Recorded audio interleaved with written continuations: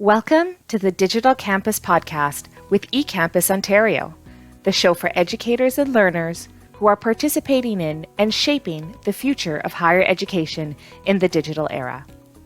Each episode features insightful conversations with leaders in education and other experts to bring you valuable perspective and strategies for navigating digital pedagogy in higher education today and tomorrow. The Digital Campus Podcast is where innovation meets higher ed. Hello, and welcome to the Digital Campus Podcast with eCampusOntario. I'm your host, Robert Luke. Today, we're discussing flexibility in higher education. Here with me today to talk about this topic is Rocío Chávez Tellería, who is our Research and Foresight Associate at eCampusOntario, and also one of the authors of our series of publications on improving flexibility in post-secondary education. Welcome to the show. Thank you, Robert. So nice to be here. So the Foresight Report on Flexibility offers a unique view into how educators view this topic. Initially, flexibility was seen as just a delivery method, but as educators talked more about it, they broadened the definition. Now, flexibility isn't just how you teach, but it's a way of thinking and doing things, a characteristic that applies to practices, infrastructure, policies, and more. It's not just the end goal, it's also the way to reach that goal. Can you tell me a little bit more about this? Yes. So when we started this research, we talked to educators about their current experience of flexibility and their visions about it. It is no news to anyone that the COVID-19 pandemic forced a level of flexibility never seen before in the post-secondary education sector for the continuity of its functions. But as we find ourselves emerging from the pandemic and also dealing with many other changes that the sector is facing from economic pressures, social changes, technological advancements, we were wondering what a flexibility by design post-secondary education system looks like. And we realized through conversation with educators that it is sometimes or mostly framed as a characteristic of delivery modes. They talk about high flex ways of learning where the student can choose if for that day they engage online or in person or in which modality. But by talking through educators, we realized that they do see it as a critical characteristic of the system that goes way beyond teaching and learning delivery methods. It is related to the practices, the different ways of doing, which includes their teaching, but also their ways of preparing for teaching, how they learn, how they can experiment, how they can collaborate with colleagues. They were also mentioning aspects of infrastructure, having flexible tools that they can use in different spaces regarding to the different changes or needs that they need to meet, and also flexible policies. And in policy, for the purposes of this research, we were encompassing not only public policy related to education, but anything related to guidelines, frameworks, regulations. So they also talked a lot about the need of flexible and adaptive policies that can help them make sense of all the changes that are modifying how they need to do their teaching practice, but be able to have also those standards or frameworks of reference to be able to do that properly. So that's what we mean by it. So I have a lot of questions that have opened up in there, and I guess I would start with it. It seems to me that there's a central irony in a way that the shift into completely online that was necessitated by the pandemic created the conditions of low flexibility because everything had to be a certain way. And so is it the case now that we've emerged out of the pandemic and people have seen what those options might look like, that has opened the door to greater flexibility, which, as I understand it, would be like kind of more of the before plus the after, like a combination of face-to-face and online, really. Yeah, and that's a really great way of putting it. Like in the early stages of the pandemic, it was not a choice. Like we had to be online, emergency remote, if we wanted to continue any function of post-secondary. But then as we navigated the different waves, and were we able to go back in person, or did it need to be a mix with hybrid and all of that, it forced a lot of functions of post-secondary that weren't really thought to work differently. They were forced to work differently, and they were forced to adapt on a monthly basis. Like sometimes as the different campuses were trying to reopen, it lasted about a month, and then another wave of infections came and we needed to go back to remote. So having to figure out that very uncertain back to normal, if there's any normal now, force that level of constant iteration and flexibility. And that adaptability responded also to the changing needs of learners. So educators also talked a lot about how it is now they do feel that expectation from the learners that there needs to be that constant flexibility that allows them to make room for their changing demands in their personal life, work life, caretaking activities, and be able to keep up with learning activities through that. So yes, it was an initial non-flexible, forced everyone to online. But then as we figured out what next, it was just a constant forced level of flexibility and constant iteration. Right. Well, the idea of constant iteration, it's such a designerly concept, but it really provided us, well, really all of society. But if we think about our sector, with an excellent way to test hypotheses about what might work in what context. And do you think it's also the case that the expectation of flexibility is because people became more tolerant of iteration, or maybe more tolerant of things not working as they would? So to put that another way, if I'm teaching a class and suddenly something doesn't work, everybody in the class is like, oh, that's okay, just reboot, Robert, it's going to come back online. So we have a maybe a general or a better sense of experimentation. That could be it, because we were definitely forced to do that. So there's definitely a higher tolerance for disruption. But I also think, and through our conversations with educators, we also sensed it's kind of a contradiction, because on one end, out of that experience, we have higher tolerance for disruption, but on the other end, we also have the overwhelm and the tiredness and a little bit of the burden of the level and pace of change.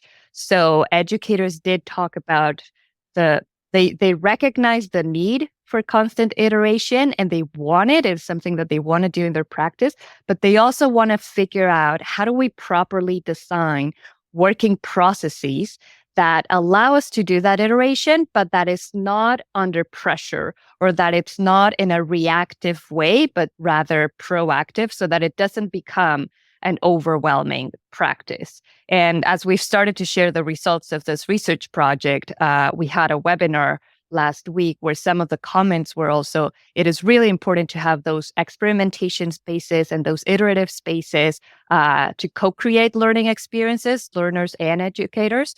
But it's also important to embed some level of predictability or consistency in there, because we also cannot be asking and should not be asking learners to figure out get used to constantly iterative, constantly different learning experiences, because we also have that creates other accessibility issues. So yes, in a way, it's higher tolerance for disruption, but at the other end, the burnout or the other where overwhelm are making us try to figure out better ways of turning that into a proactive process right, rather than a reactive, overwhelming measure. Sure. Well, we will all remember that, how exhausting it is to have to do new things all the time. You're right. Which kind of brings up, I guess, another central irony of what I learned from reading the report, which is you talked about flexibility in the policy apparatus, but also flexibility in the physical environment. And I guess like the third kind of leg of that stool is the type of So education itself can't necessarily be flexible because it needs to be able to provide an outcome. And you can have flexibility for how you get to your outcome, but at the end of the day, you want to provide this outcome. So how do you square that circle around, let's talk about flexibility when it relates to the physical infrastructure first, because that to me, it strikes me as the hardest thing to be flexible with.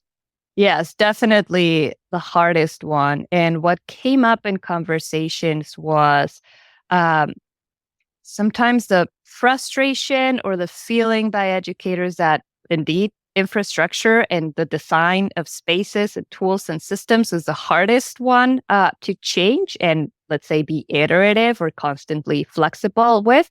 But on the other end, what they were requiring were, how can educators collaborate more in providing feedback about those spaces, in participating in the envisioning on what sort of flexible, modular, either furniture or technologies do we need for the different spaces, or how can we also re-envision certain both physical and digital spaces that we have in our institutions to different purposes according to what it's needed. So that was also a learning that emerged out of the pandemic. We got to be able to have this modular, easily mobile technologies and systems. Educators are still feeling the need for that, but they also, speaking about the ironies or the tensions, one of the challenges they were also talking about is that they need this flexible spaces, but they also need centralized channels for them to even know what sort of resources are available for them, what sort of systems and supports are available for them, and an easy place to know where to go and look for them and curate them and find that support. So on one end, we need those diversity of tools, spaces, changing environments, but on the other end, they do recognize the needs for almost a one-stop shop where they know they can go without having to do too much effort of how do I even know what's available to me and where do I find it and where do I go to test it and experiment with it. So really emphasizing the role of the campus teaching and learning center as a location for the expertise, which they are now. Yeah, exactly. Maybe let's talk about one of the other legs. I'm going to come back to the structure piece, and I want to talk about flexibility and credentials a little bit more broadly. But let's talk about the policy apparatus itself. What would be an example where the flexibility in policy would be useful? Assessment is one of the areas that educators emphasized in, and it's one of the most main concerns recently. Out of the pandemic, of course, it forced a lot of rethinking about assessment practices, but now even more with generative artificial intelligence technologies, it's also forcing a different level of rethinking of assessment. Even with the increased offer of micro-credentials and the call for what it's coined authentic assessment, educators talked about, on one end, the recognition and the excitement about is finally we have this large-scale agreement on rethinking how we evaluate learning and ensure that that is authentic. But on the other end, we don't necessarily have the agreements or the proper frameworks of what constitutes an authentic assessment or how do we do that. And when certain assessments are linked to professional boards for certified professions, for example, how do we navigate those changes? So when we're still understanding the capacities, the impacts of generative AI in education, how do we use that? A good use for a flexible policy can be, we can't fully regulate it when we don't understand the full spectrum of its uses and possibilities, but we can put in place certain iterative regulations that will help us test it in the proper way so that we can eventually get to those more specific policies and regulations for use in assessment, for example. So they're kind of I kind of see them as transitional policies or transitional regulations that will give us that flexibility to test and further understand their limitations, their challenges, their opportunities, and even for us understand how we can use them in a careful way, but at the same time, help us gain that better understanding of what are we even dealing with here before getting into those like very fixed regulatory frameworks. Well, that totally makes sense. And that's a great example. It's like ring fencing the area in which the generative AI is a great example. Well, we don't really know exactly what it will do or how it will impact it, but we're going to use it within these parameters. And then at least that lets us do a little bit of discovery and operate on the principle of contingent knowledge, which is this is what we know today. This is how we're going to go forward. That's a great example. Exactly. I hope that answered the question. Sorry? No, I just said I hope that answered the question. Oh yeah, you answered that question really well. Thank you.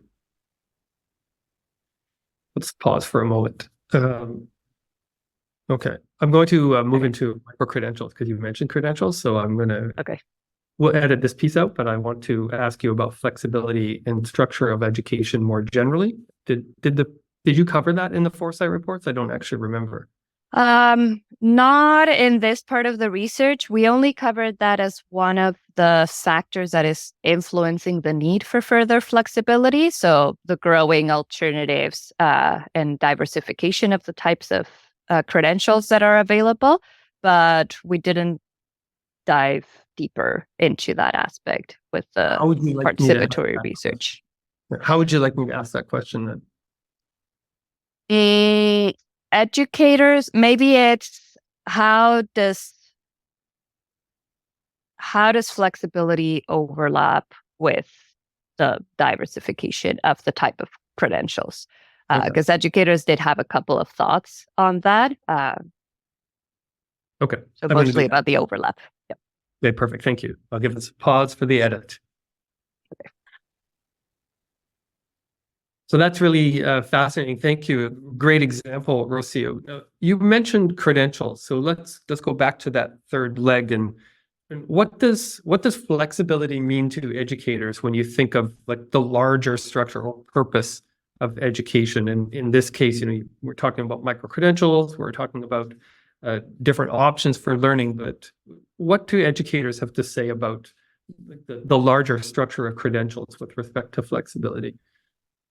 Well, there was only a couple of instances in the research where we touched on that, and some of the overlapping insights were educators liked and agreed that increased diversity of the type of credentials that the system is offering for learners is needed, and it's really good to meet the changing needs of demographics and the demographics of learners. They especially mentioned one of the core themes was how those alternative credentials also create the opportunities for multiple pathways to education and create those different entry points and exit points that can better meet learners where they're at and have a timely opportunity to learn when they need so, where they need so. So it creates that flexible pathway option. But on the other end, they were also mentioning that every time we change the way a learner can engage in post-secondary education, it also changes the role of the educator. Are we talking about the same type of educators that are enrolled in this longer-term programs or the ones that are enrolled in micro-credentials that are more closely connected to specific industry-based competencies, for example? So they recognize that as what it creates that flexibility space for what the role of the educator and the profile of the educator is, but they also recognize the need to do some just further inquiry and analysis into what that means. Because we mostly focus on how do we make that experience more flexible and more personalizable and relevant for the learner. But we don't think probably in the same depth about what does that mean for even the profile or the role of the educator and how that changes. So that's an area for further exploration. And then on the other end, they did agree that both diverse credentials like micro-credentials and flexibility in its different ways, whether it is through practice, through infrastructure, through policy. They both meet the changing expectations of learners, and that they are a way of creating equity in the system by providing better ways for learners who were left out of the system before because of one-size-fits-all approaches. It just allows better opportunities for them to engage in the learning that they need. So flexibility in that, you make a very compelling argument for flexibility being an enabler of access on the one hand, but also equity on the other. If we have more diverse people being able to access education, then we will have a more diverse learning environment and a more diverse society as a result, I would think. Exactly. So in the end, flexibility becomes a key enabler of both access and inclusivity and equity. Right. And so I guess in some respects that gets back down to the original premise that, it is both a means and an end in a way. Like it's a way to do something, but it's a goal for us to achieve at the same time. So I think that's a great example for how flexibility can support a more inclusive approach to education and society. You also mentioned the role of the educators, and that the educators themselves have, if they are going to be as flexible as possible or offering a flexible education, they are going to need support. So yes. What did your educators tell you about what are the supports that they need? You've already talked about a central resource where they can find resources, but are there other things that they said would be useful to them as they support this education for a flexible future? Yes, absolutely. They did mention some of the prominent themes for what they need were time allocation. They said that in the agenda or the regular workday of an educator, this level of flexibility would require for the system to rethink in the future, how do we allocate time towards what an educator or a post-secondary instructor needs to be doing?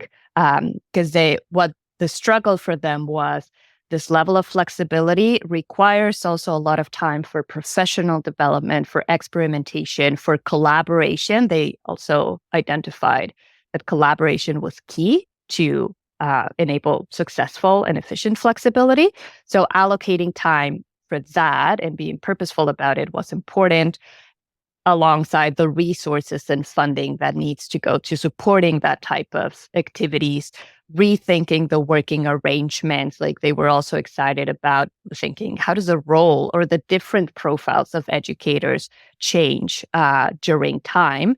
And what does that mean for the different working arrangements? How do we need to rethink those? Like I even say, like in the future, are we talking about one educator, one role of an instructor as a monolithic understanding of what they do? Or do we start talking about more diversified teaching roles that collaborate maybe as a team to oversee the learning experience?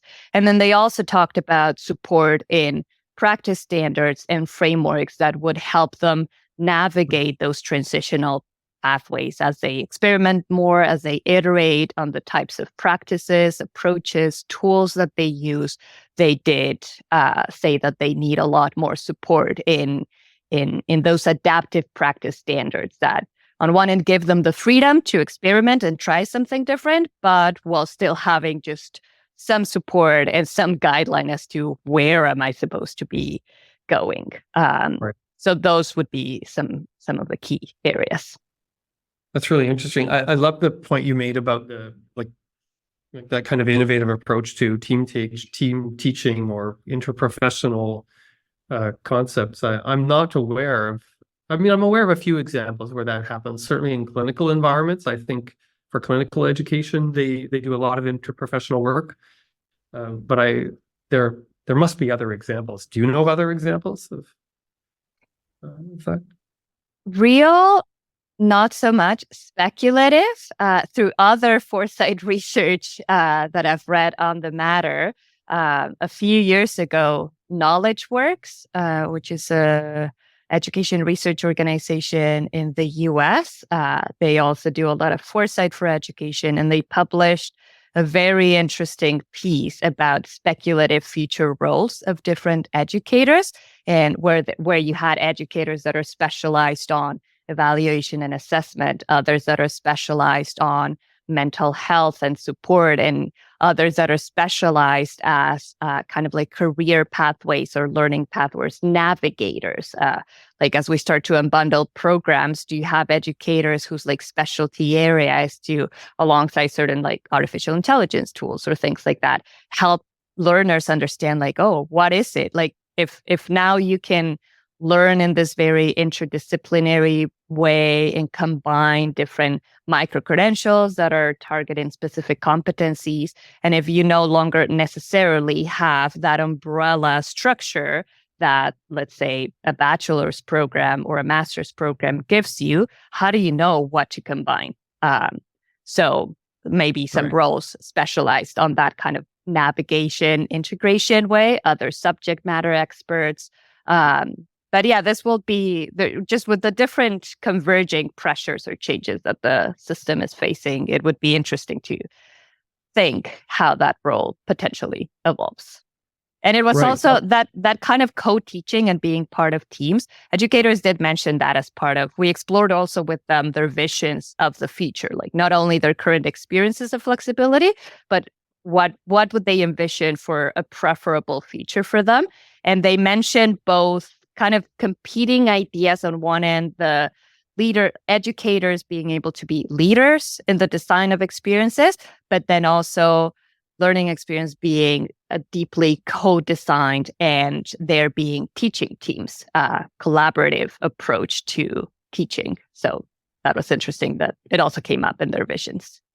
Yeah, that's fascinating. I mean, that's the ultimate in flexibility in some respects. You know, you talk about the unbundling and the idea that we might envision a future when we are maybe the way to think this, we envision a future where we are more mindfully knitting together the teaching piece, the assessment piece, the career mapping or planning piece. Because I think all of those elements exist today on campuses, but they may not be designed as part of the learning experience, which is thought of as being in the classroom, perhaps. That's a very fascinating, I guess a bit of a digression, but quite interesting. Let's talk a little bit more about the integration of technology in delivering flexible education. And what did the folks that you talked to think about the potential benefits and the drawbacks to this? I mean, we've already heard about generative AI, of course, and you've mentioned this, but like, what are some of the other things that they're either excited for or trepidatious about? Yeah. Well, they talked about technology mostly as a key enabler of flexibility, and especially they framed it as a key enabler of efficient flexibility. So on one end, they talked a lot about mixed reality environments, virtual reality, augmented reality, being able to create different spaces where they can engage with their learners and participate from different places in the world, even with other educators. So on that end, in terms of, let's say, place-based flexibility, mixed reality definitely came up as a big enabler on that.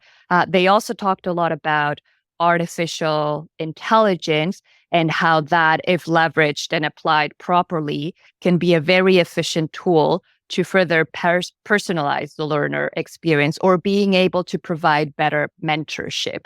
If they had more timely knowledge about the learner's engagement, performance in certain platforms, they could be able to better address, know where to focus their mentorship and support for the student. So they were really excited about the enabling part of those technologies. But on the other end, they did mention that the most important part is the pace of change and the professional. How do we need to rethink professional development spaces, approaches, and processes so that they can keep up also with that pace of learning that needs to happen? Because there was definitely, on one end, a lot of excitement about the possibilities that this technologies offer for flexible learning, but on the other end, the overwhelm of, oh my God, like it's big changes. These technologies are developing fast. They're changing week to week. If you follow even generative AI, for example, topics on LinkedIn, like on a daily basis, you can find like at least 20 different tools that are coming out. So we also need to leverage those kind of curatorial practices to understand what are the tools that are worth trying, implementing, and how to keep up with that pace of learning. So it also becomes a constant learning process for the educators, and they're excited for that, but they do recognize we need to rethink the approach to professional development, because we need that to also be agile, manageable, balanced, and well curated, efficient. Well, and it strikes me that educators would also want to know how a particular tool is going to be. So first of all, how it's going to be used, but what the pedagogical use value of it is. Like, what will I learn from doing this? If the goal of my use of a piece of technology is to just see what happens, I mean, that's fine. But if I want to use that in order to teach a concept or a competency, I'm going to need to know a little bit about that before I just drop that into my classroom. So I take your point that, having some time to do that in an experiment is going to be pretty important, especially with the pace of change on the AI front right now. Yeah, exactly. So how you raise an interesting point. How do we leverage the capacity of centers for teaching and learning, for example, or consortiums like eCampusOntario, where that more exploratory generative phase of research can happen, of like, oh, we're seeing these new tools. Do they even have a benefit for teaching and learning? We will try them out and see, does it apply? Does this use? Or on the other end, other places where educators can be just more targeted and focused in I'm looking for a tool that will help me adapt learning materials for learners that are facing mental health challenges. How do I do that? Okay, we've got this tool that is readily available. This is how you use it. This is how you need to develop your materials, how far in advance you need to submit it so that the adaptations can be done. I don't know, right. Just an example out of the blue, but there needs to be kind of the overlap of those two processes. On one end, just the exploratory research of new technologies. On the other end, the more focused, targeted, almost a menu of like, if this is your challenge, your pedagogical challenge, these are the tested tools that you can use. And we've already had maybe certain strategies for how you can easily implement it. So I see it as a combination of both. Well, it really emphasizes the power of talking to others, of community, and the convening power that organizations like eCampusOntario have, which is to bring people together to do just that, to collectively look at this thing over here and understand what its effect will be in this case in the classroom. And maybe I'll ask a kind of a meta question in a way. Did any of your educators who came into these sessions, did they respond to others and learn like, oh, I didn't know that? Or like did you witness that kind of community cohesion even in the groups that you were convening? They did. And what was mostly rewarding was some of the use cases or experiences with flexibility that they were talking about. Some of them were surprising to each other, but a lot of them were also resonating with the rest of the educators that they didn't know and that they were in the sessions.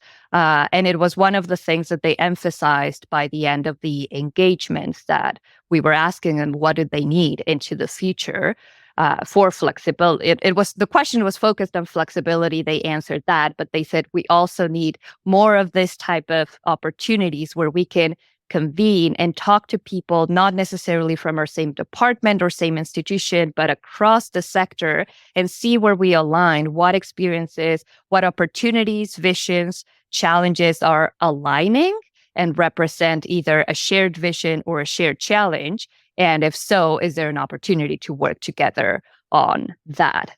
So they really valued those workshops as an opportunity to talk to educators that they might have not been able to talk to if they stick just to their institution or their department. So there was definitely that sense of collegiality and that excitement for that type of space to understand where are our shared visions and our shared challenges, and how do we leverage that too. They did say we might not necessarily have to figure it all out by ourselves if this is a shared experience. How do we look at the conveners to help us do that? Well, I mean, it's a lovely and eloquent way to describe the power of convening, but I would add also when you and your colleagues are convening people with the Foresight methodologies, you're doing that in a way that opens the space for engaging in the future. And I think, that's obviously a very important and key driver of the kind of, results that you got from talking to folks. And maybe a good segue into, what you as a Foresight professional think about future trends concerning flexibility in higher education. What do you foresee? And what next steps, recommendations do you have for institutions looking to enhance flexibility in their programs? That's a good question. On one end, this exercise that we did in this research process was really useful to be able to understand the experience and the visions of 45 educators, which was our final number of participants.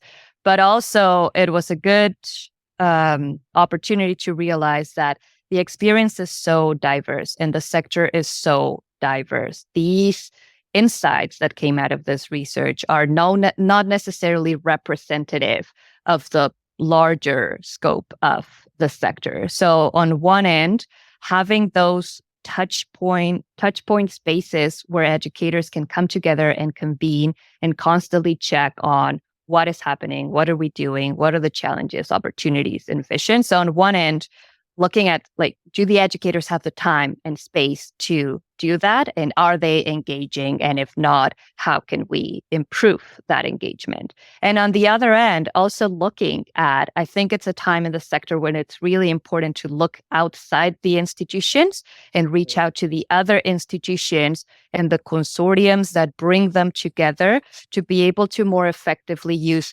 time and resources to explore solutions to these problems. I think that was a key enabler of success out of the pandemic. The virtual learning strategy really pushed for that collaboration. The responses that we got from that, again, a little bit of a divergence, but institutions really valued that opportunity for collaboration, and just the spread of the impact can be a lot more when we pull resources into common challenges and common visions.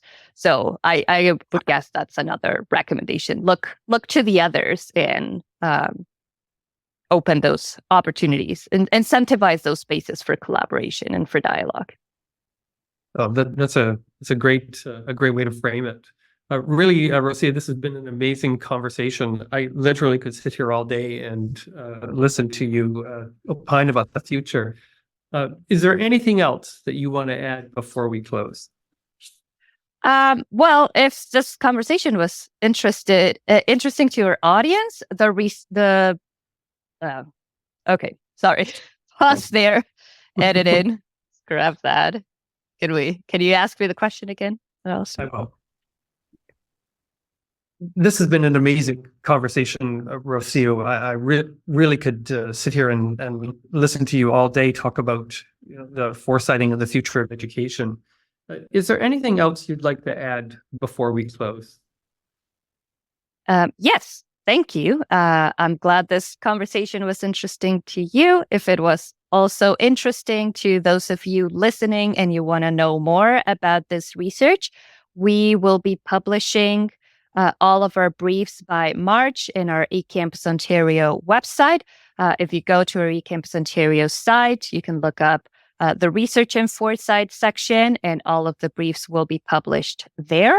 And if you have questions about it, you can also email us at research@ecampusontario.ca, and we will be more than happy to touch base with you and continue the conversation. And also in our website, if this was interesting to you, but you have other ideas about topics that you want to explore into the future of education, we are always looking for input from the sector and our audience. So in our website, there's also a section where you can submit your ideas about exploring the futures of the sector. So we would be more than happy to hear from you. That's fantastic, Rocío. Thank you so much. Well, that's it for this episode of the Digital Campus Podcast with eCampus Ontario. Thank you very much, Rocío Chávez Tellería, for joining me today. We will include links to the various reports that Rocío mentioned and other news and resources mentioned on the show, as well as links to Rocío's socials so you can connect with her online. Thank you very much for listening. I'm Robert Luke, and this is the Digital Campus Podcast. Thank you for joining eCampus Ontario on the Digital Campus Podcast, the show for educators who are shaping the future of higher education in the digital era. If you like the show, please subscribe now and share a link to it with your connections. Visit our website and follow us on X and LinkedIn for more information, tools, and support to successfully navigate digital pedagogy in higher ed for today and tomorrow. Funded by the Government of Ontario.